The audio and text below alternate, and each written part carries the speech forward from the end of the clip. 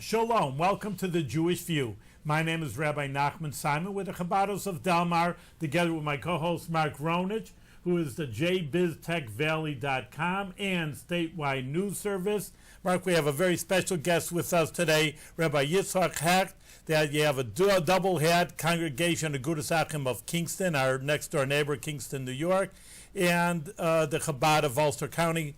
Rabbi Hecht, welcome to the Jewish View. Yes, thank you. Welcome. It's so special to have you here. Thank you both for having me here. It's a pleasure. I have to say Kingston, New York, because I have a son in Kingston, Ontario, Right. who's a Chabad representative, so we have to be careful I'll there. tell you a funny story about that. I once right. had someone working for me, and I told them it was before a holiday, and they had to call the local police department.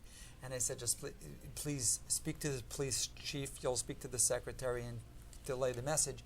And as she tells me back, and by the way, the chief's name is not this, it's a different name. I said, where did you call? She said, I went online, typed in Chief Police Kingston, and spoke to somebody in Kingston, Ontario. Yeah, So, sometimes it helps if you specifies right. that there's probably Kingston in a lot give of all places. the Kingston, details. Jamaica, you could be in Jamaica too. Could be right? Kingston anywhere. So, Rabbi Hecht, what is the tenor of Judaism in Ulster County? What are there, 3 synagogues in Kingston itself? Or? Well, you talk about the whole county as a whole, or you talk about Let's do Kingston first, because I know Ellenville is on the other end of the county, and they're a whole other world unto itself almost. Yeah. So Ellenville, the Ellenville section and that area of Ulster County kind of gravitate is talk about Jewish community-wise, but not only Jewish community-wise, even shopping and things like that, more to either Sullivan County, that's much more, or sometimes they go to, the big city for them would be in Orange County. Yeah. So, not that they never come to Kingston, of course that they do. And then you have south of Kingston is New Paltz. There's a little bit of Jewish action over there, and then we talk about Kingston. In Kingston itself, there is a Reform, Conservative, and an Orthodox synagogue in Kingston itself, and then a skip and a hop away in Woodstock is a Reconstructionist. And so you have a little bit of everything, and Woodstock and Kingston, the communities mix very much. If you live in Woodstock, the big town next to you is Kingston, and you'll find yourself coming to Kingston quite a bit. Now, in the summer, just like in Greene County, there are synagogues in Catskill, but in Hunter and Tannersville, it explodes with camps and Yiddishkeit in Hunter and Tannersville. In Ulster County, you have a couple of towns in Ulster County that really... There are a lot of camps. No, but what are the towns that named Woodbridge or Woodridge? That's in Sullivan County. What's the towns themselves that kind of light up are mostly in Jewish-wise is mostly Sullivan County. It's not Ulster. Ulster County, you have a lot of camps, but the camps are very much self-contained many times. Although obviously they have a camp and you have a few hundred people in each camp, sometimes close to 1,000 people. Obviously a lot of that, it's good for the local business because they're spending a lot of local money, so that's very good, and you bring a lot of dollars into the county and into the local economy. But Jewish-wise, most of it is self-contained. Ellenville does get a lot more of a local buzz because there are more camps in that side of the county than there are in the Kingston area. Well, also the hotels used to be going kosher. back to the Borscht Belt. The Borscht Belt, but Neville is still open, and they used to be kosher. I think the Neville now are trying to get gambling, which is a whole nother issue. No, but they're still open and running year-round. No, they're closed? They're closed. The Neville is trying to get gambling. It's owned by new people. It's a gambling. You know how they named the Neville? Why they named it Neville? Yeah, because the owners had 11 children, and Neville is 11 backwards. I never knew that. Yeah. It's interesting. Mark's our New York Trivial. If you want something about New York State, Mark is the man. I could write the game cards for Trivial Pursuit of New York. Yeah. Well, not far down the road from the Neville is the Nappaneck facility for it's a state penitentiary, and my kids always kid around. They say that's the Neville and that's the Neville leave. That's a good one. That's great. That's great. Yeah, so it's quite busy. It's a big county. Yes. And as our responsibility talking about doing things around the county. Thank God I don't do everything alone. We have a team of people that help us, And, in Chabad style, it's really not just a rabbi, but it's really a family unit. You talk about a husband and a wife and children that are all involved. You know this, Rabbi Simon has his children involved. Thank God. You talk about second generation already. How many children do you have? Kananahar, we're not counting, but we have one for every day of the week. I see, okay. I'm sorry, I didn't know how to ask. It's interesting you talk about it. I mean, you're young. How many years have you been in the congregation of Agudas Achim? 12 years. Wow. Right, so Well, actually, the day I moved into my apartment was September 11th, 2001. Wow. Yeah. It's the day I was moving into my apartment. So I'll always remember the day that I moved into my apartment. And I didn't have proper telephone service at that time, and somebody had called me, and that person's personality is someone that can make up stories, and they tell me a story, on a plane hit the Twin Tower. And, so I started believing the story, and then they told me about a second one, and a third, and all right, okay, very funny as a funny story, but it wasn't a funny story. And, but I'll, of course, will always remember the day we moved into our apartment. But just Mark hits on a note, because I'm from Chicago, but I did go to these kosher hotels with my parents. But it's really a shame, I guess, that there's any kosher hotels left in that area. The Raleigh, the Pines, they all most of them closed or were bought out into something else, developed into another way. But I guess it's Concord, Kutcher's is still open. Things evolve. And so they're evolving. I don't know if I guess our job is to try to make sure things evolve in a good way. But and the Homowak used to be there on Route 52. That closed. That closed was bought out by a Hasidic group. Actually, they're trying to do something there. I don't know what will happen. It was a Chinese owner, and then they tried to make a farm out of it or do some growing. A lot of these places, a lot of these hotels are brought out by different groups for different reasons. Right. Sometimes they wanted to just turn them either into camps or to other things like that. Sometimes they want to reopen a hotel. It's tough. I went to the Homowak for Shavuos one year. I just decided I wanted to get out of town, and I went there, and I'm glad I went when I had the chance. I have fond memories. There's so much gambling. Now I have a good story for you, and this is going to help you out. So, in the Chabad organization, which of course we're both part of, that they send young students around to different places. One year, and I was a student, not too many years ago, of course, but in any case, we went to Brazil. So they said, where's Brazil? Where's everybody? You want to meet the Jewish community. Sunday, they're at the Hebraica Club. That's how they call it, Hebrew Club. Right. And so we went there. Not too many people here. Oh, you got to go to the casino. There's a casino in this middle of it. So we're going to set up a table right there. So one guy comes and, he's, you want a mezuzah? You want to buy a Hebrew book? Nah, I don't want nothing. They run in with his friends. 5 minutes later, he comes out. Give me that mezuzah! Give me that mezuzah over here! So I'm telling you, this is the way to do it. You put up a stand in front of all these gambling institutions. Good luck here. Buy a mezuzah, The rabbi will say a prayer for you. Yeah, I know. Say, free prayer, $10 over here. So that's the way to make some money over here. That's funny. In any case, when I talk about coming here, and I have been here for a number of years, when people said, yeah, there's some synagogue in Kingston, I went by, and it really wasn't too, they said, oh, Kingston, what's Kingston?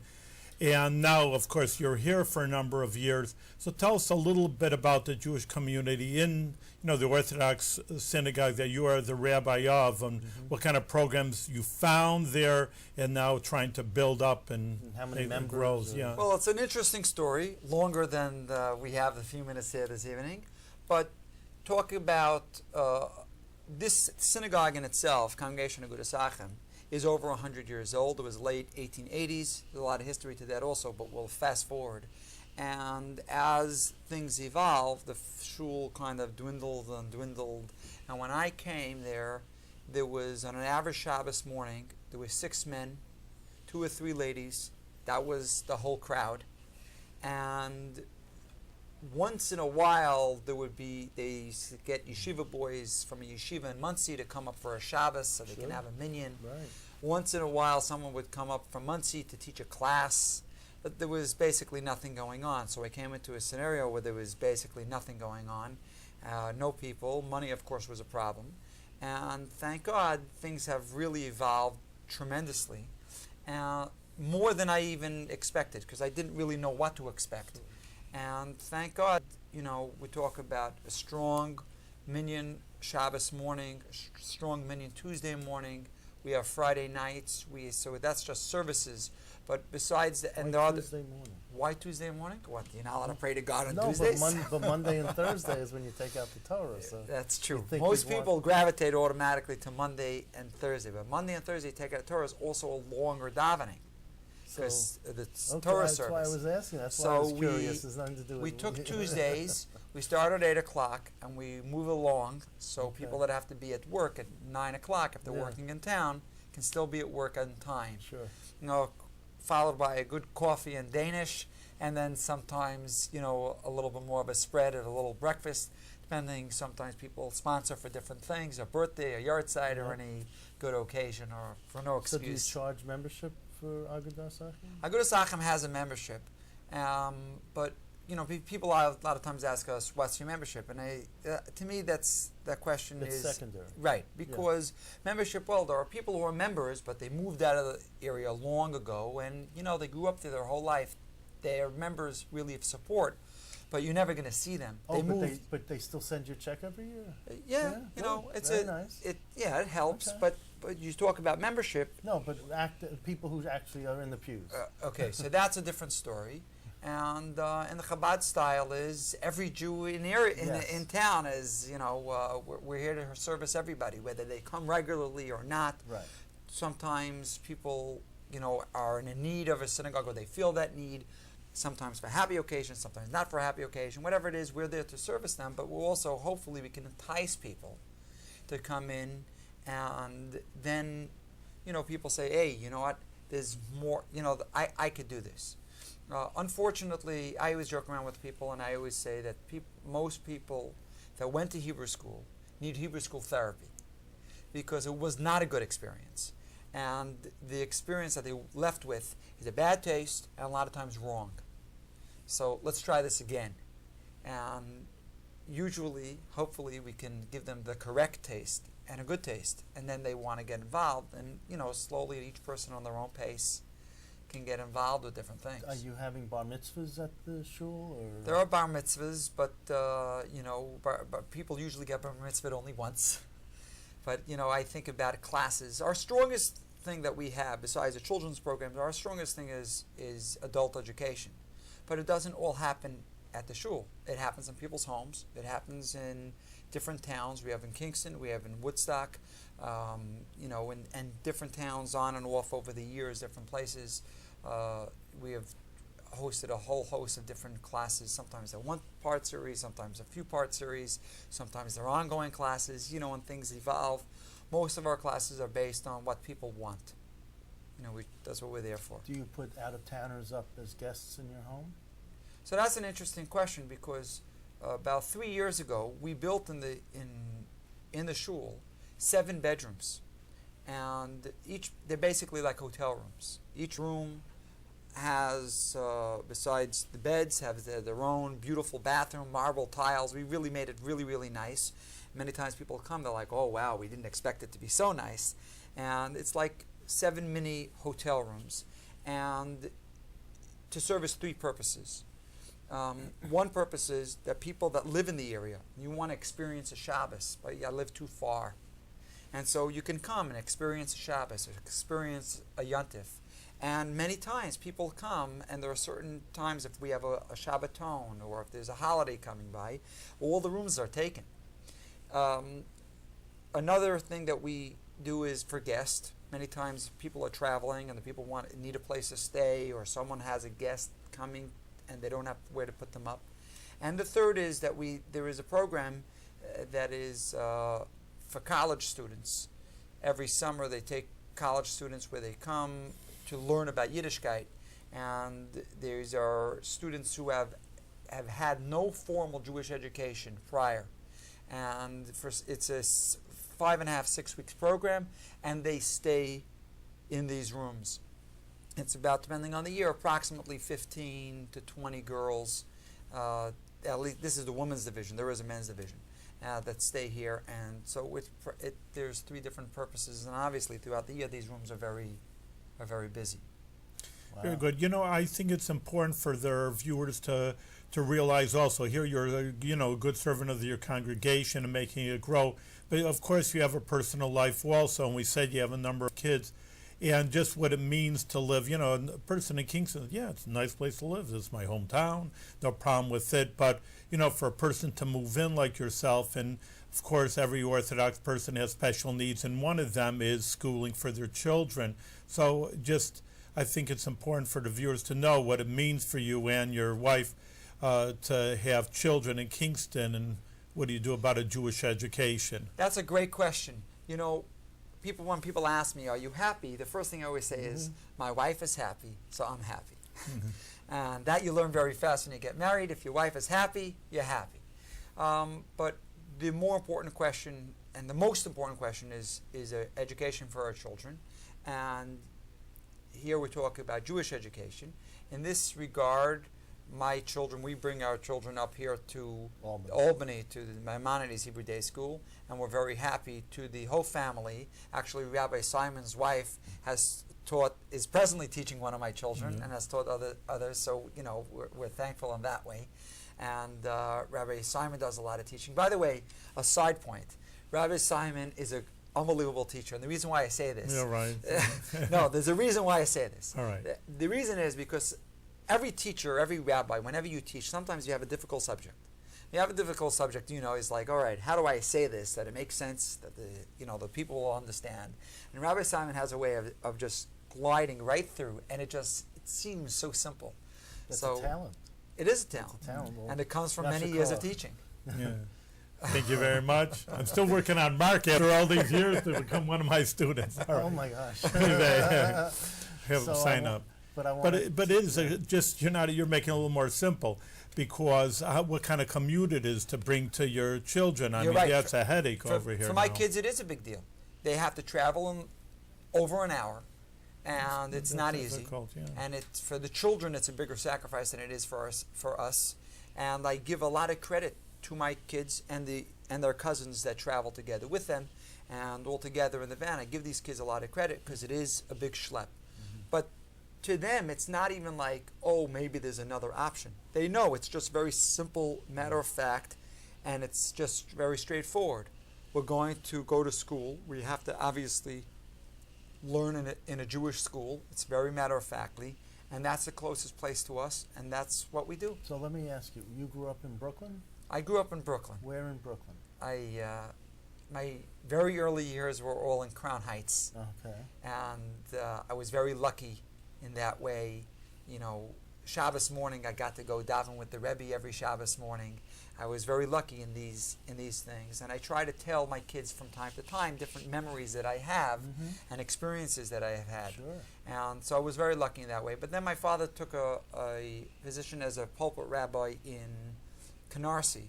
Oh, and which one? CV Jewish Center. CV, okay, yeah, I went to many bar mitzvahs, receptions. Right, because they had a big, hall, yes, and I used to write for the Canarsie Courier. Did you really? But there was a rabbi who left Seaview Jewish Center, who said, when I got here, my beard was black and the people were white. Now the people are black and my beard is white. It's time for me to go.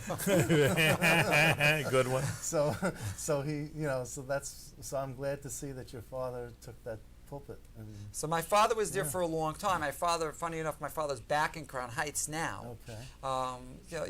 Things move. My father's Rabbi Hecht. I come from. People ask me very often, "Do you think about being a rabbi?"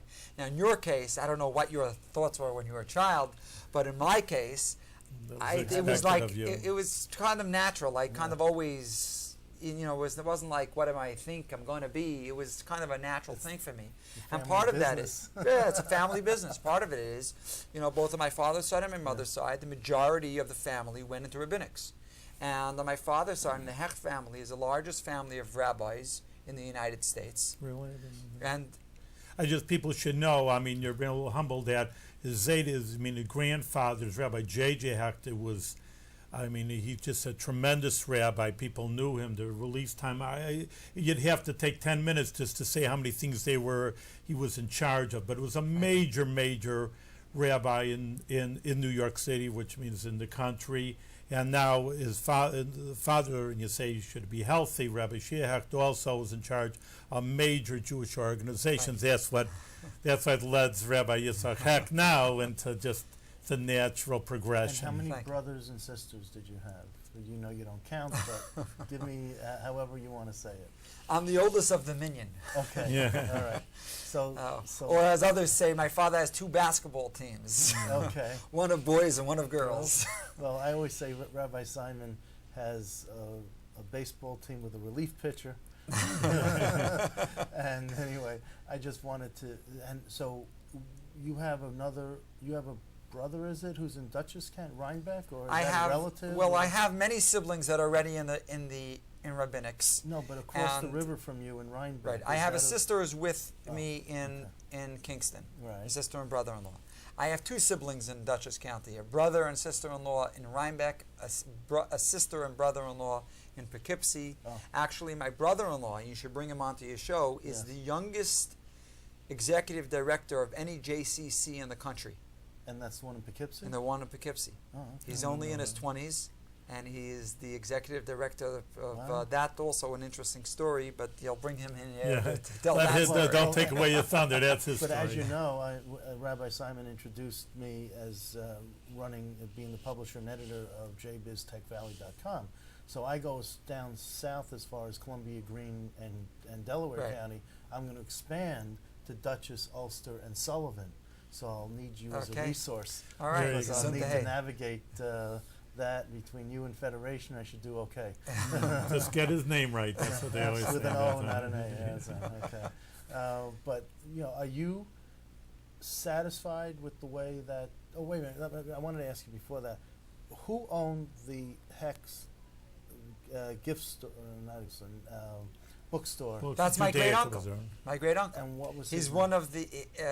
Rabbi Shalom Hecht from the famous bookstore in Coney Island. It's still there. Kanainar, God should give him a lot of gesund. So that's how. He's the last of 6 brothers. Part of the reason why the Hecht family is so large is because you're talking about my great uncle, my grandfather and his brothers. There were 6 boys, only one left, still alive, and that's Rabbi Shalom Hecht from the bookstore. God should give him gesund.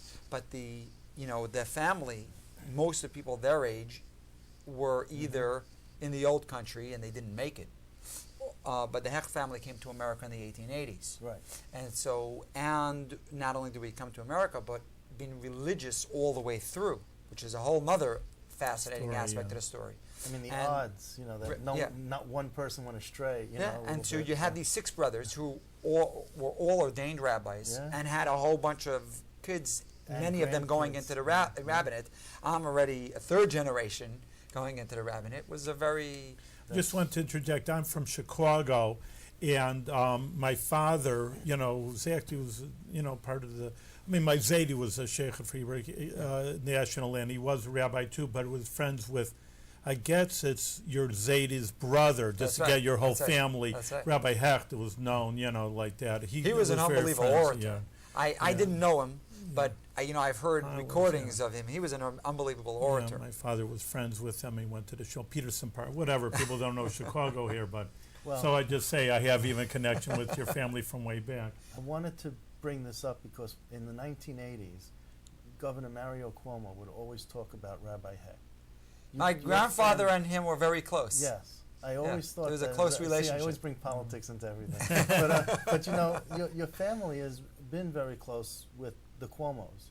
Yeah. Are you close with this current governor, or are you reaching out? The relationship between Mario and my grandfather was, I've never seen such a relationship like that between, there was a close bond and a personal, friendship, that was something amazing.